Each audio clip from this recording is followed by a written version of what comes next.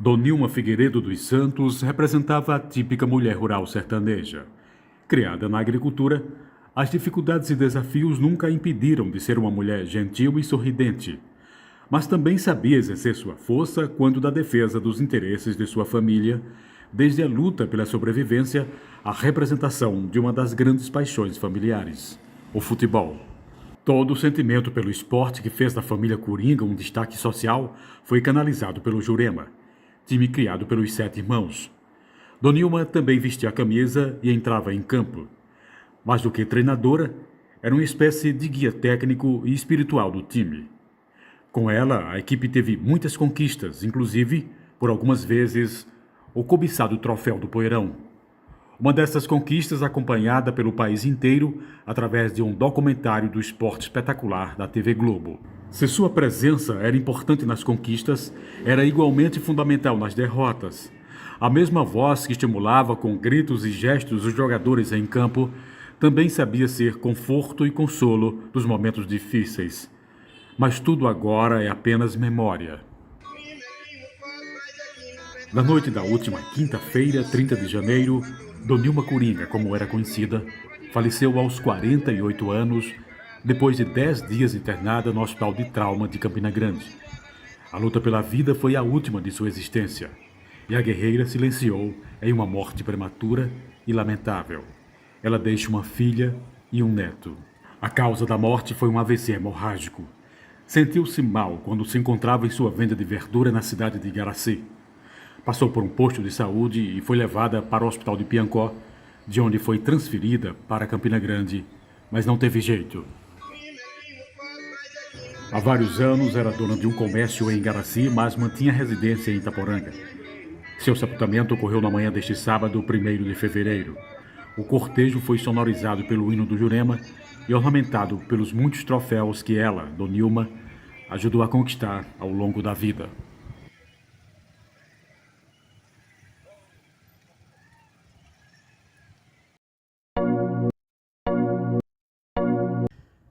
Olha, finalmente um filho do sertão da Paraíba, Hugo Mota, um sertanejo das Espinharas, chega à presidência da Câmara Federal. São 35 anos de vida, casado, pai de um casal de filhos, 4 mandatos de deputado federal. 444 votos garantiram a Hugo neste sábado, 1º de fevereiro, sua ascensão a um dos cargos mais importantes da República, a presidência da Câmara.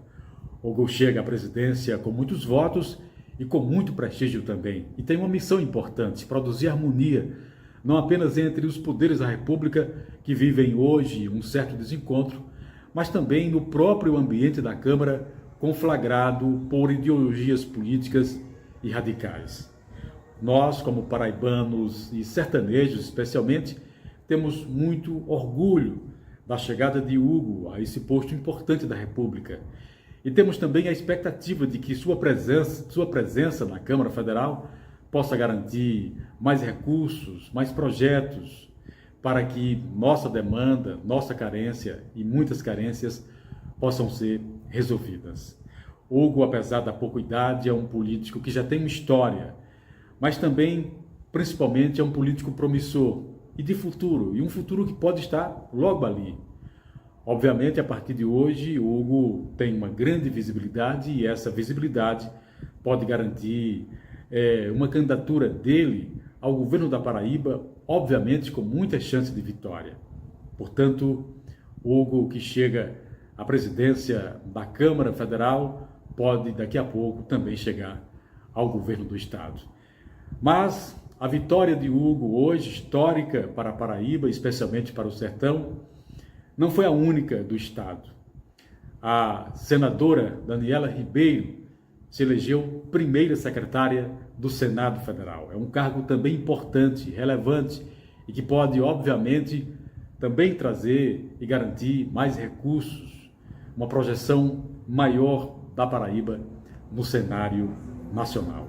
Portanto, com Hugo na presidência da Câmara Federal e com a senadora Daniela Ribeiro na primeira secretaria do Senado, obviamente a Paraíba poderá viver tempos melhores, é o que a gente espera. A delegada Veridiane Alves assumiu recentemente a titularidade da Delegacia da Mulher de Itaporanga em substituição a Ivna Cordeiro, nomeada para Cajazeiras, de onde é natural. Uma semana depois de assumir o cargo, a missão mais importante da delegada Veridiane foi investigar um caso que chegou ao seu conhecimento de violência sexual em uma residência da rua João Firmino Gomes, centro de Itaporanga. Diante dos fatos apurados, a delegada pediu a prisão preventiva de um homem de 30 anos que confessou ter praticado atos libidinosos em uma menina de 8 anos, sua sobrinha. São vários membros de uma mesma família vivendo na mesma casa e em situação de vulnerabilidade. O homem, que trabalha como agricultor e é solteiro, foi preso há 3 dias por determinação judicial e se encontra recolhido à cadeia da cidade. A família diz que ele tem distúrbio mental, o que se agrava quando faz uso de bebida alcoólica. A Defensoria Pública fará sua advocacia.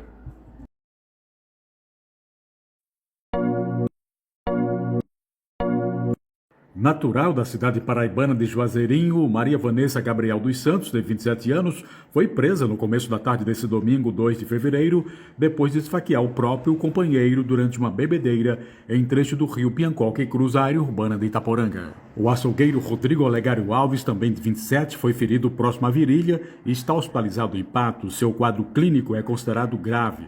Segundo a própria acusada, os dois convivem há 6 anos e ultimamente residem no conjunto Chagas Soares. Vanessa contou que o casal estava às margens do rio tirando milho e Rodrigo pediu a faca que estava em posse da mulher.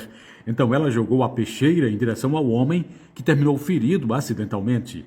No entanto, um irmão e outros familiares da vítima dizem que a mulher não está falando a verdade. E o que ela fez foi tentar contra a vida do companheiro. Maria Vanessa foi presa e autuada em flagrante por tentativa de homicídio. O casal não tem filho, mas a mulher é mãe de 2 crianças que estão sob a guarda de uma irmã em Juazeirinho. Depois da audiência de custódia, se mantida a prisão, ela deverá ser levada para o presídio feminino de Patos. 160 a hora eu tô pagando aí, ó. 160, porque eu vou ter na menina de Macilha aí, ó. A Prefeitura de São José de Caiana fez uma boa propaganda sobre o corte de terras para os agricultores do município, mas pelas queixas que circulam na cidade desde meados de janeiro, quando começou a aragem, nem todos os trabalhadores rurais tiveram acesso ao benefício, e supostamente por perseguição política. 2 dos agricultores prejudicados são Sebastião de Zequinha e Ivon Leite, moradores do sítio Pimenta. Ivon relata que fez o cadastro na prefeitura para ser contemplado com corte de terra, mas disse que não foi atendido por perseguição política. O fato de não ter votado no prefeito na eleição passada teria sido motivo de sua exclusão da lista de contemplados. Mas pelo menos o produtor rural teve condições de pagar do próprio bolso a aragem de sua roça, como disse em um vídeo gravado enquanto o trator particular cortava sua terra. Pior ainda para os trabalhadores rurais sem condições financeiras para bancar o corte, e vários não foram atendidos, conforme as queixas. Há registro de agricultores prejudicados também nos sítios Neves, Poço Dantas, Vitória, Canoa e Caracol. É uma pena fazer isso como agricultor, porque se o agricultor não plantar, a cidade não se alimenta, pois a maior produção de São José de Caiana é a agricultura familiar. E uma repressão como essa é a primeira vez na história do município, comenta um morador da cidade, ao relatar os abusos praticados pela prefeitura contra os trabalhadores rurais que não apoiaram a reeleição do gestor municipal.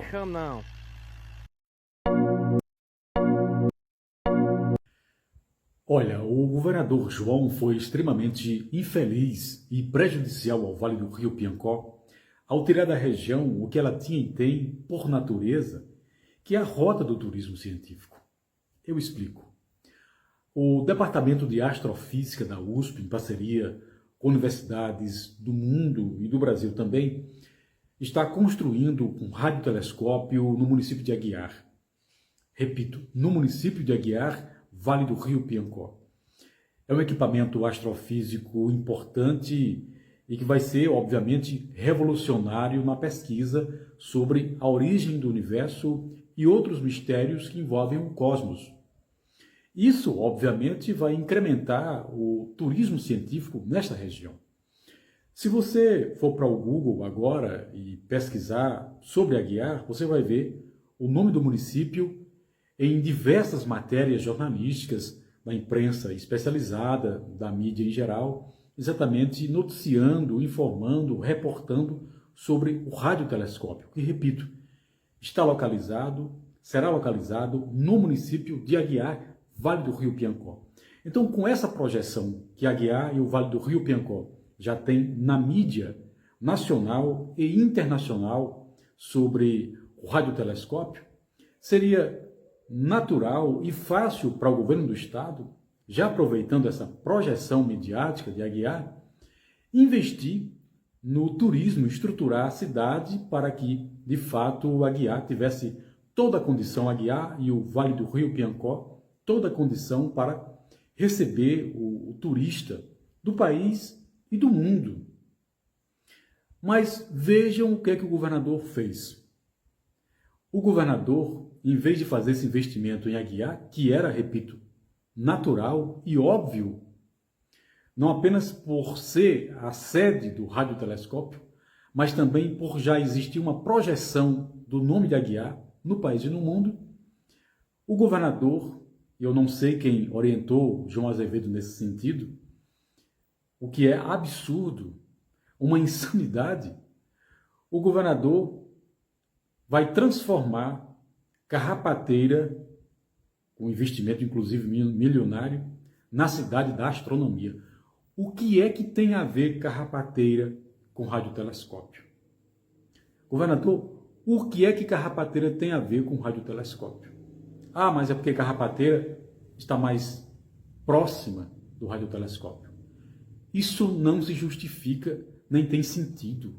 O radiotelescópio está implantado em Aguiar, Vale do Rio Piancó. Qual é o sentido disso? O estudante, o pesquisador, as pessoas que vêm visitar o radiotelescópio não querem, obviamente, economizar tempo nem quilômetro, não. Elas querem conhecer, obviamente, a região onde o radiotelescópio está implantado, querem ver o equipamento. Então não há nenhum sentido, nenhuma justificativa o governador tirar de Aguiar e do Vale do Rio Piancó essa condição turística, esse roteiro turístico para beneficiar a região de Sousa e Cajazeiras. E nós, obviamente, não somos contra que o governador beneficie região nenhuma, mas prejudicando o Vale do Rio Piancó. Será que Cajazeiras aceitava isso? Sousa aceitaria isso? Campinas aceitaria isso? Patos aceitaria o que o governador está fazendo com Aguiar e com o Vale do Rio Piancó? Governador, crie juízo. O que o senhor está fazendo e fez é um absurdo. Como é que tira o roteiro turismo de Aguiar e do Vale do Rio Piancó para colocar em outra região, em outra cidade, que nada tem a ver com o radiotelescópio? Então, é uma coisa tão absurda que você não compreende como é que uma ação dessa, insana, podemos até dizer, porque não há justificativa, repito, em extremo prejuízo à nossa região, não é? Então, quer dizer, não há sentido nisso. Então, os investimentos que o governador está fazendo em Carrapateira, estrada, planetário, museu, transformando Carrapateira na cidade da astronomia, sem ter nada a ver, isso é ridículo. Ele deveria fazer no lugar onde o radiotelescópio está implantado, que é Aguiar. Infelizmente não está fazendo, e aí, obviamente, a gente não entende, não compreende, ao mesmo tempo entende e compreende, né? Porque quer contemplar, mais uma vez, aquela região onde ele já realmente beneficia muito, mas não é a primeira vez que João prejudica o Vale do Rio Piancó. Aliás, ele tem feito isso, e João não está no poder agora. João vem de 8 anos como secretário todo-poderoso de Coutinho, mais 6 anos agora como governador. E vejam os prejuízos de João para o Vale. Aqui a região não tem um curso da UEPB, da Universidade Estadual, porque João nunca se preocupou com isso. Os hospitais do Vale do Piancó não têm sequer um tomógrafo, porque o governador nunca se preocupou também com a saúde hospitalar da região. O Vale foi prejudicado na transposição. João chegou a ser secretário de Recursos Hídricos do Estado e contribuiu para o Vale ficar e ser excluído do projeto atual da transposição. Então, quer dizer, o histórico de João em prejuízo ao Vale do Rio Piancó é antigo, é longo, e agora mais um prejuízo, e esse ainda é mais absurdo, né? Quer dizer, tirar de Aguiar e do Vale do Rio Piancó a condição turística que é nossa por natureza. Então, o radiotelescópio não está implantado em Carrapateira, não está implantado em Sousa, nem em Cajazeiras. O radiotelescópio está implantado no território de Aguiar, inclusive com contribuição da Prefeitura de Aguiar. Talvez a Prefeitura de Aguiar tenha contribuído mais com esse equipamento do que o próprio Estado. Mas o governador quer beneficiar a região de Sousa e Cajazeiras, implantando a cidade da astronomia, num lugar que não tem nada a ver com astronomia. Lamentável, governador, muito lamentável. E eu espero que o Vale do Piancó, que deu à vossa excelência mais de 70% dos votos na eleição passada, possa rever agora seus posicionamentos. Não é? Não é esses pedacinhos de obra e essas migalhas que o senhor manda para cá, e ao mesmo tempo prejudicando a região drasticamente, como fez agora, que vai convencer o eleitorado de votar agora no senhor nas próximas eleições. Então, precisa que esse povo do Vale do Rio Piancó aprenda com os próprios tropeços e quebrando a cara, mas aprenda em algum momento, não é? Vamos protestar contra essa história e essa insanidade do governo do Estado que está aí, não é? Em tirar do Vale do Rio Piancó, do Vale do Rio Piancó e de Aguiar, o que ela tem de natureza, o que ela tem de condição, que é o turismo científico. Funcionário público do município, solteiro, pessoa muito católica e querida em Aguiar, José Daniel da Silva, de 36 anos, foi executado a tiros no começo da manhã desta quarta-feira, 5 de fevereiro, quando chegava à cidade, vindo do sítio Riacho Verde, onde residia com o pai. Era um percurso que ele fazia diariamente para trabalhar. Segundo informações, Daniel desceu do carro de linha no qual costumava viajar à cidade e sentou-se em um banco da Praça Central à espera que chegasse o horário de ir para a prefeitura. Neste momento, homens em uma moto aproximaram-se do rapaz e atiraram contra ele. A morte foi imediata. A morte prematura e violenta do funcionário repercutiu fortemente na região e sequencia uma onda de crimes que assustam o município nos últimos anos. José Daniel teve um irmão, Marcelo, assassinado há quase um ano e costumava cobrar nas ruas e nas redes ações da polícia para chegar à autoria do crime, mas ele próprio também terminou executado. Eram 3 irmãos e ficou somente agora a filha mulher do agricultor Cidrão. A família vive um momento de profundo luto e dor. Em discurso na Assembleia Legislativa do Estado nesta quarta, o deputado Branco Mendes, que é filho da terra, disse que o município de Aguiar vive um momento de medo e apreensão com tanta violência. São crimes patrimoniais e delitos contra a vida. O deputado fez um apelo à cúpula da segurança pública e disse que há no município a atuação de grupos criminosos baseados no comércio de entorpecentes. Até agora, os assaltos registrados em Aguiar não foram esclarecidos, nem os últimos homicídios.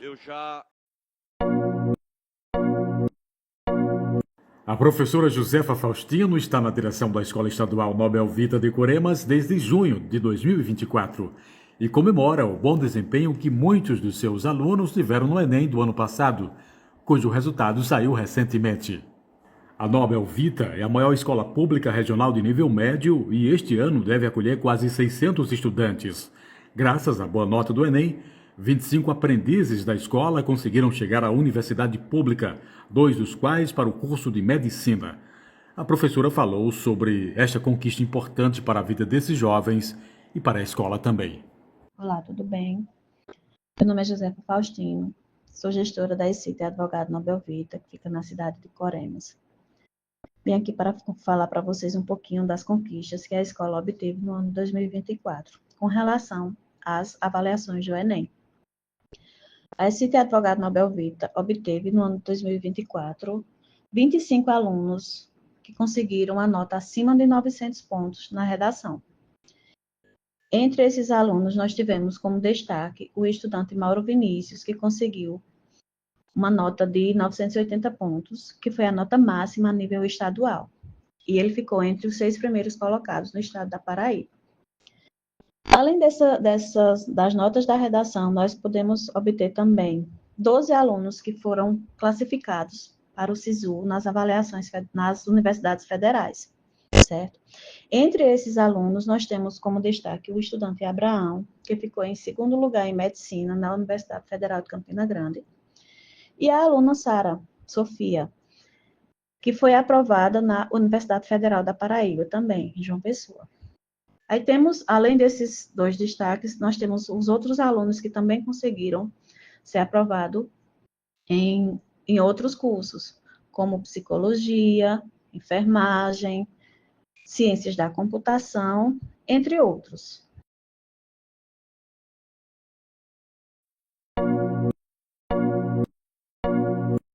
Em decisão assinada no último dia 3 de fevereiro, o juiz eleitoral de Conceição, Tiago Rabelo, negou embargos de declaração contra a sentença prolatada por ele no dia 19 de dezembro do ano passado, baseada em uma investigação eleitoral por suposto abuso do poder praticado pelo prefeito reeleito Samuel Lacerda ao contratar servidores irregularmente com intuito eleitoreiro.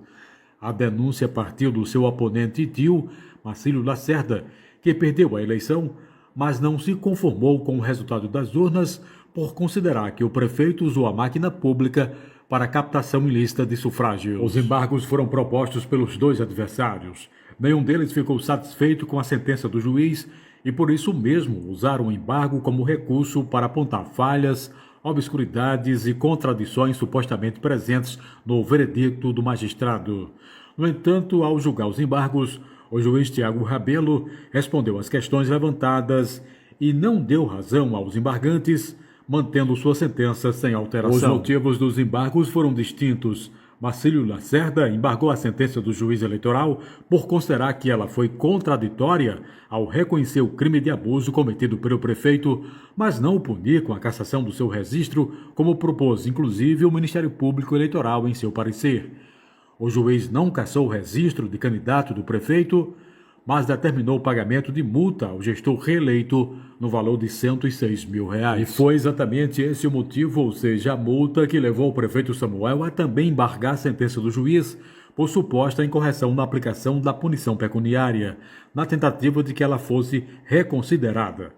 Mas tanto os embargos de Samuel quanto os de Marcílio foram julgados improcedentes. Os 2 lados agora devem recorrer ao Tribunal Regional Eleitoral, a quem caberá decidir o destino do prefeito.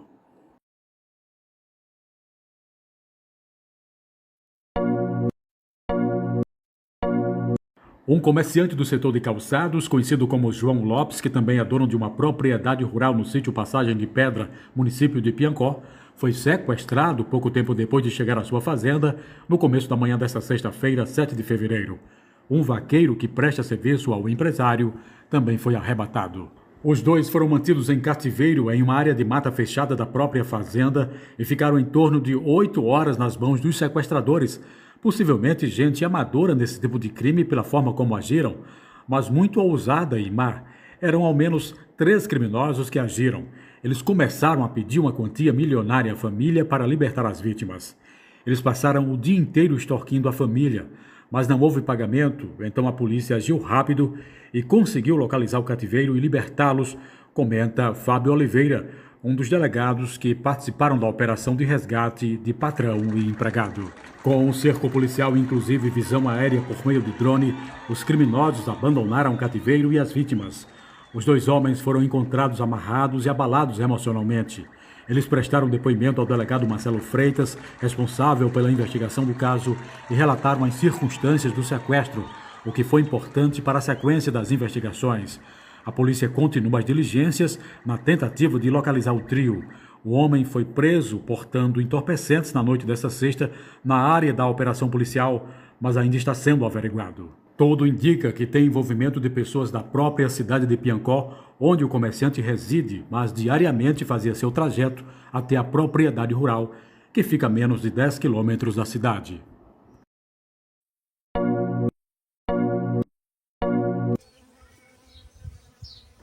O uso indiscriminado de veneno em lavouras e para eliminar plantas daninhas, o desmatamento e a proliferação de uma árvore exótica e tóxica chamada dinim são algumas das grandes ameaças às abelhas no Vale do Rio Piancó, além das mudanças climáticas mundiais. As abelhas são essenciais para a produção agrícola regional porque são os principais polinizadores da agricultura. O desaparecimento das abelhas ou sua redução populacional pode trazer impactos trágicos para a produção de alimentos na região.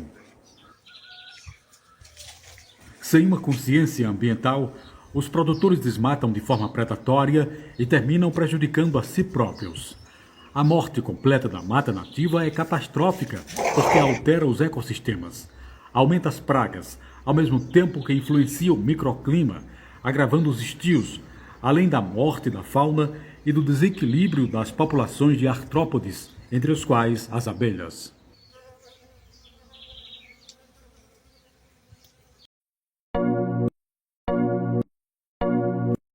O ato translocado e fatal de um homem contra a ex-mulher, a mãe dela e contra si próprio. Quando Francisco Vital da Silva, conhecido como Beto, de 40 anos, deixou sua residência na cidade de Igaracy na noite desse domingo, 9 de fevereiro, com destino ao sítio Torrões e Coremas, estava disposto a matar e morrer. Sua ira era contra sua ex-mulher, Ingraça Regiane Virgulino Pereira Vital, de 38 anos. Ela estava vivendo na casa da mãe, junto com os 2 filhos, depois que se separou do marido havia 2 meses. Beto não aceitava a separação.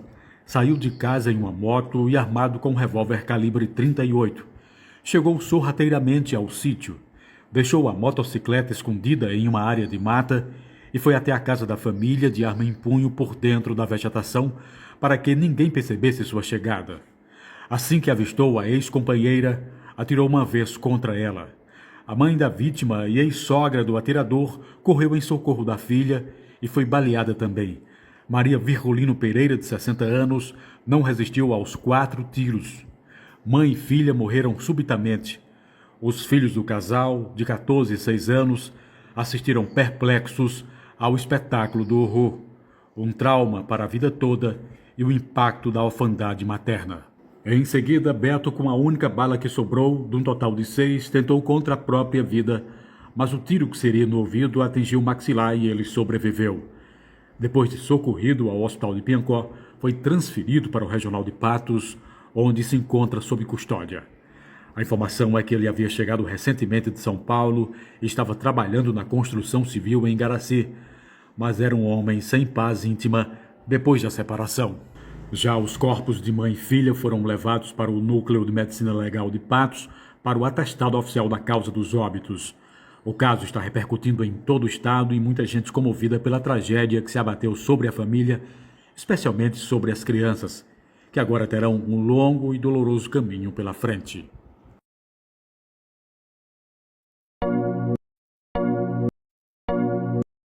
Há pelo menos 3 anos, um comerciante dono de uma revenda de celular na Avenida Manuel Maia, centro de Itaporanga, é processado por receber dinheiro da venda de aparelhos telefônicos pela internet, mas não entregar os produtos.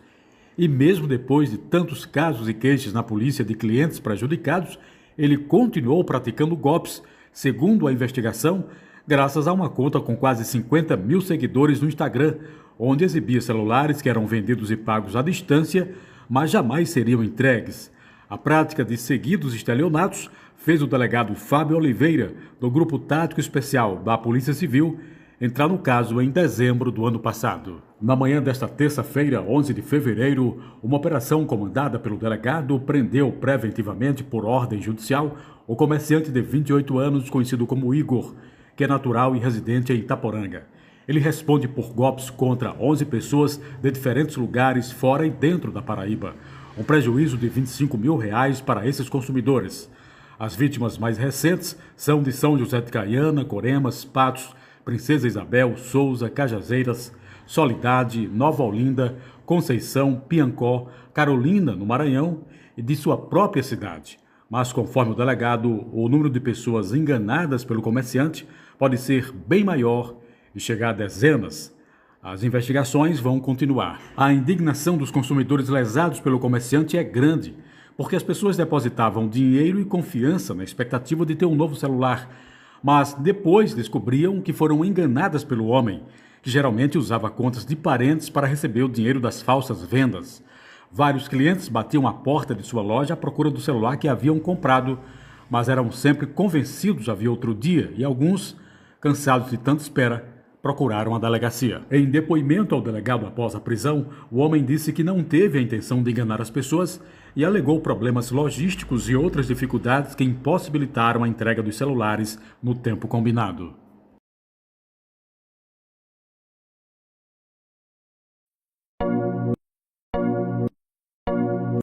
A loja iPhones PB, que fica na Avenida Manuel Maia, centro de Itaporanga, e onde um homem acusado de estelionato foi preso na manhã desta terça-feira, 11 de fevereiro, não pertence ao acusado.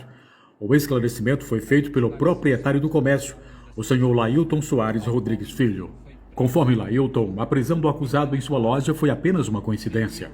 Ele estava sendo procurado pela polícia e poderia ter sido preso em qualquer lugar, mas coincidiu de ele estar na minha loja, que não tem qualquer vínculo com essa pessoa, comentou ao informar que a loja iPhones PB não compactua com coisas erradas e ilícitas e que continua de portas abertas para atender a todos. O proprietário também esclareceu que o acusado tinha uma loja virtual de venda de celular e agia pela internet, ou seja, não tinha nenhuma loja física e todo o contato com os clientes era feito pelo WhatsApp. O comerciante virtual conhecido como Igor, de 28 anos, foi preso pela Polícia Civil de Itaporanga acusado de vender e não entregar os celulares negociados através de uma conta que ele tem no Instagram. 11 pessoas acusam o homem de estelionato e a Justiça decretou sua prisão a pedido do delegado Fábio Oliveira, que investiga o caso.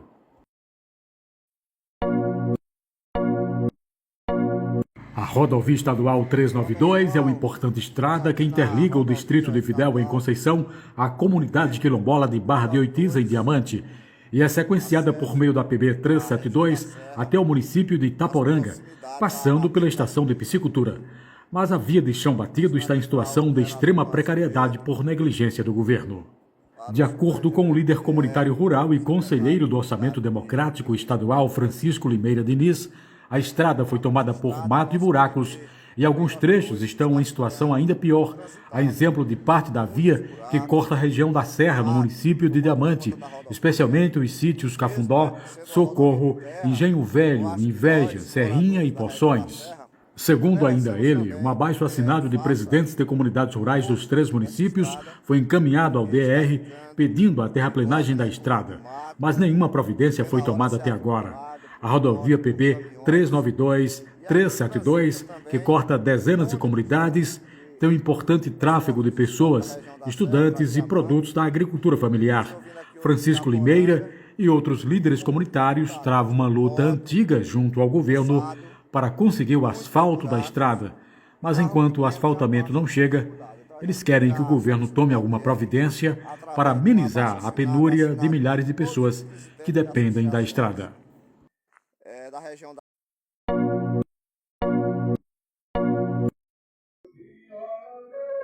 Ao som da viola e do repentista, dezenas de pessoas, entre amigos e familiares, despediram-se nesta terça-feira, 11 de fevereiro, do poeta popular Francinaldo Lopes, que morreu aos 59 anos, vítima de um ataque cardíaco, e deixa 3 filhos de um único casamento com Geraldo Lacerda Lopes.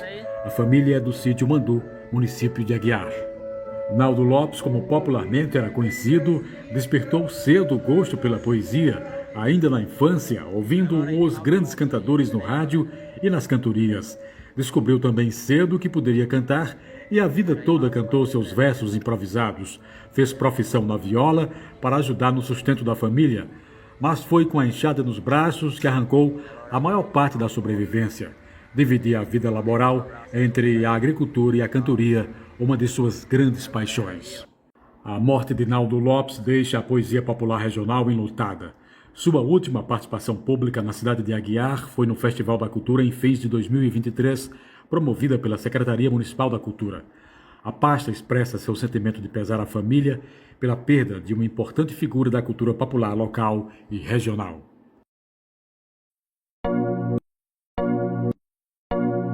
o que aconteceu. Um acidente doméstico causou prejuízo a uma casa que fica na rua Padre Manuel Otaviano, em Garaci, na manhã desta quarta-feira, 12 de fevereiro, e por pouco não feriu as pessoas que estavam na residência no momento do fato, entre as quais 3 crianças.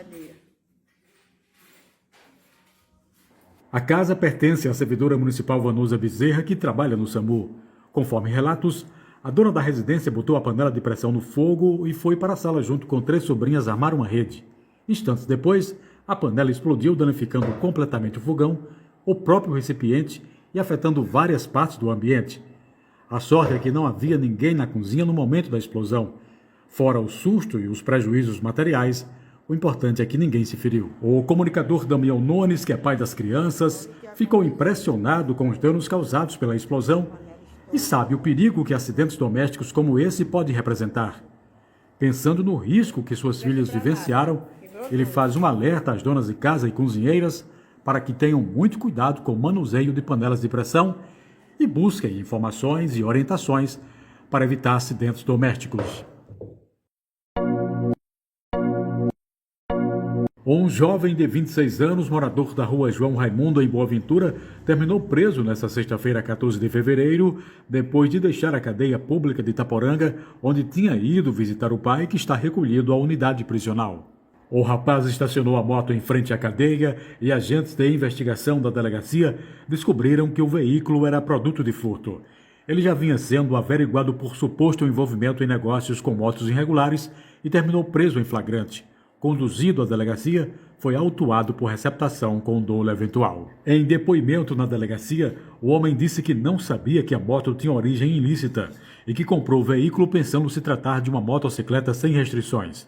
Ele agora vai passar por audiência de custódia e poderá ser recolhido à cadeia, onde já se encontra o seu pai, ou ser solto para responder ao processo em liberdade por se tratar de um delito de baixo potencial ofensivo, conforme a lei.